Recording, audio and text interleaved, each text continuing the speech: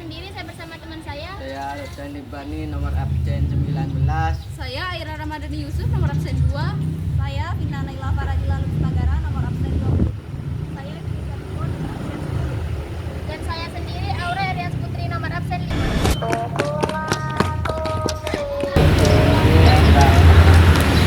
Kamu jelaskan tentang penyimpangan sosial. Baik, dalam kehidupan masyarakat, semua perilaku dan tindakan manusia pastinya dibatasi oleh norma dan aturan. Sementara perilaku yang tidak sesuai dengan norma dalam kehidupan masyarakat itu disebut dengan penyimpangan sosial. Ada 3 ahli teori yang menyatakan penyebab terjadinya penyimpangan sosial. Yang pertama ada Edwin H. Sutherland. Edwin H. Sutherland menyatakan bahwa penyimpangan bersumber pada pergaulan dengan orang yang berperilaku menyimpang. Contohnya seperti seorang siswa yang terlibat tawuran karena berteman dengan temannya yang suka ikut tawuran. Pandangan Edwin H. Sutherland ini dikenal dengan teori asosiasi diferensial. Yang kedua ada Edwin M. Lemert. Edwin M. Lemert menyatakan bahwa perilaku menyimpang karena terjadinya proses labelisasi. Proses ini bisa membuat seseorang yang tadinya tidak terbiasa menjadi terbiasa. Menurut Edwin M. Lemert, penyimpangan dapat dibedakan menjadi 2, yaitu penyimpangan sekunder dan penyimpangan primer. Yang pertama adalah penyimpangan primer. Penyimpangan primer adalah perilaku menyimpang yang bersifat sementara tetapi tidak berulang dan masih bisa dimaafkan. Contohnya seperti keterlambatan seorang siswa. Yang kedua adalah penyimpangan sekunder. Penyimpangan sekunder adalah perilaku menyimpang yang tidak sesuai dengan norma dan aturan yang telah ditetapkan serta sulit diterima oleh masyarakat. Contohnya seperti narkoba dan minum-minuman keras. Pandangan Edwin M. Lemert ini dikenal dengan teori pelabelan atau labeling teori. Yang ketiga ada Robert Camerton. Robert Camerton menyatakan bahwa perilaku menyimpang terjadi karena tidak adanya antara tujuan dan cara yang telah ditetapkan dan dibenarkan oleh struktur sosial. Pandangan Robert Camerton ini dikenal dengan teori ketegangan. Menurut Williams, dalam bukunya yang berjudul Punishment and Reformation, sebab-sebab terjadinya penyimpangan sosial dibedakan menjadi 2. Yang pertama adalah faktor subjektif. Faktor subjektif adalah faktor yang berasal dari diri sendiri atau bawaan dari lahir. Yang kedua ada faktor objektif.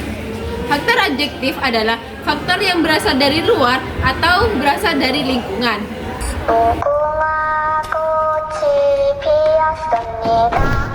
Kamu sebutkan bentuk-bentuk dan jenis-jenis penyimpangan sosial.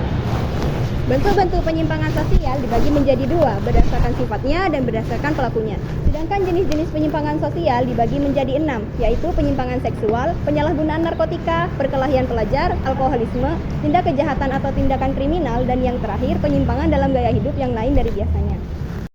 Bentuk penyimpangan berdasarkan sifatnya terbagi menjadi 2. Yang pertama, penyimpangan bersifat positif, dan yang kedua, penyimpangan bersifat negatif.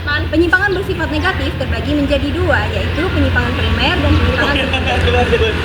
Penyimpangan berdasarkan pelakunya. Penyimpangan berdasarkan pelakunya dibagi menjadi 2, yaitu penyimpangan individualisme dan penyimpangan kelompok. Penyimpangan individualisme adalah penyimpangan yang dilakukan hanya oleh satu orang, seperti contoh pencuri atau perampok. Sedangkan penyimpangan berkelompok adalah penyimpangan yang dilakukan oleh 2 orang atau lebih, seperti contoh geng atau komplotan berjahat. Jenis-jenis penyimpangan sosial. Yang pertama ada penyimpangan seksual. Penyimpangan seksual sendiri dibagi menjadi 4. Yang pertama adalah perzinahan. Perzinahan adalah hubungan seksual yang dilakukan oleh pria dan wanita. Dan yang kedua ada suka terhadap sesama jenis atau homoseksualitas. Homoseksualitas sendiri dibagi menjadi 2, yaitu homoseks dan lesbian. Homoseks adalah hubungan seksual yang dilakukan oleh sesama pria, sedangkan lesbian adalah hubungan seksual yang dilakukan oleh sesama wanita. Dan yang ketiga ada hubungan seksual di luar nikah atau yang biasa disebut dengan kumpul kebo. Kumpul kebo adalah hubungan suami istri yang dilakukan tanpa adanya ikatan perkawinan. Dan yang terakhir ada pemerkosaan. Pemerkosaan adalah tindakan paksaan kepada seseorang untuk melakukan hubungan seksual. Yang kedua ada penyalahgunaan narkotika. Beberapa alasan orang-orang menyalahgunakan narkotika antara lain ingin melupakan rasa takut dan rasa malu, ingin mengurangi rasa minder, ingin melupakan masalah hidupnya, dan ada juga yang hanya ingin sekedar mencoba-coba. Salah satu contoh penyalahgunaan narkotika adalah zat yang seharusnya digunakan untuk menenangkan pasien sakit jiwa malah digunakan kepada orang yang waras. Yang ketiga, ada perkelahian pelajar. Perkelahian pelajar yang sering terjadi di Indonesia adalah tawuran. Tawuran pasti merugikan, karena saat tawuran mereka akan merusak fasilitas-fasilitas di lingkungan tersebut. Dan yang keempat, ada alkoholisme. Alkohol dapat mengakibatkan mabuk bagi sang peminum, sehingga dia tidak bisa berpikir secara normal. Yang kelima adalah tindakan kejahatan atau tindakan kriminal. Tindakan kejahatan adalah suatu bentuk pelanggaran norma hukum yang mengganggu kestabilan dan keamanan negara, seperti contoh korupsi dan terorisme. Sedangkan contoh dari tindakan kriminal adalah pencuri dan perampokan. Yang keenam, penyimpangan dalam gaya hidup yang lain dari biasanya, seperti contoh sikap arogansi dan sikap eksentrik. Sikap arogansi adalah sikap kesombongan terhadap sesuatu yang ia punya, seperti contoh kekayaan dan kekuasaan. Dan sikap eksentrik. Sikap eksentrik adalah perbuatan menyimpang yang lain dari biasanya sehingga dianggap aneh oleh masyarakat. Seperti contoh anak laki-laki yang berpenampilan seperti perempuan atau sebaliknya, anak perempuan yang berpenampilan seperti laki-laki.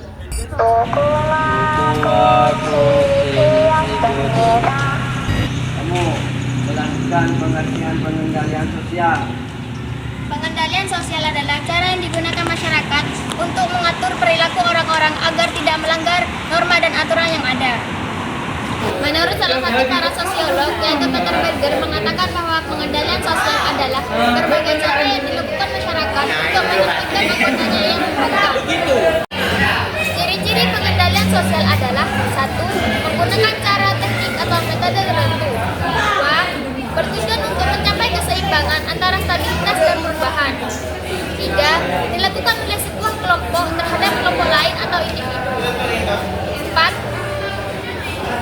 Bersinggung dua arah, meskipun terkadang tidak disadari oleh kedua belah pihak. Tujuan pengendalian sosial adalah: 1. Menciptakan masyarakat yang harmonis dan stabil dengan mempertahankan ketertiban dan keamanan. 2. Mencegah berlaku menyimpang dan kejahatan. 3. Mengatur interaksi sosial dan mempertahankan norma sosial. Sifat pengendalian sosial itu ada 3. 1. Preventif. Preventif adalah pengendalian sosial yang dilakukan sebelum terjadinya penyimpangan norma dan nilai yang berlaku di masyarakat. Contoh, seorang ibu yang menyuruh anaknya untuk tidak merokok karena merokok dapat merusak kesehatan. 2. Kuratif. Kuratif adalah pengendalian sosial yang dilakukan saat terjadinya penyimpangan sosial. Contoh, seorang guru yang memberikan tugas 2 kali lipat kepada muridnya yang tidak mengerjakan PR sebelumnya. Dan yang terakhir, represif.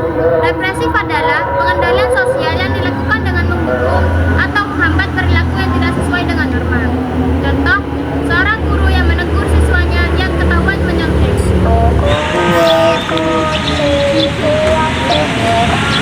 Kamu jelaskan bentuk-bentuk pengendalian sosial.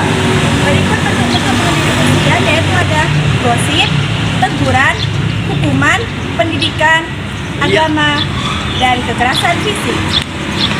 Ada berbagai cara pengendalian sosial yang dilakukan di lingkungan masyarakat. Cara yang pertama yaitu pengendalian sosial melalui lisan dan simbolik. Pengendalian sosial dengan lisan dan simbolik yaitu dilakukan tanpa adanya kekerasan, misalnya dengan cara mengajak, menasihati, atau mengingatkan masyarakat agar tidak melalui nilai norma. Contohnya seperti orang tua menasihati anaknya agar tidak melakukan tindakan yang tidak baik. Cara yang kedua yaitu pengendalian sosial melalui kekerasan fisik. Pengendalian sosial melalui kekuatan fisik yaitu dengan melakukan kekerasan atau bersikap memaksa. Tujuannya agar si pelaku jerat dan tidak melakukan perbuatannya lagi. Contohnya seperti seorang polisi menangkap pelaku kejahatan yang tidak mau datang.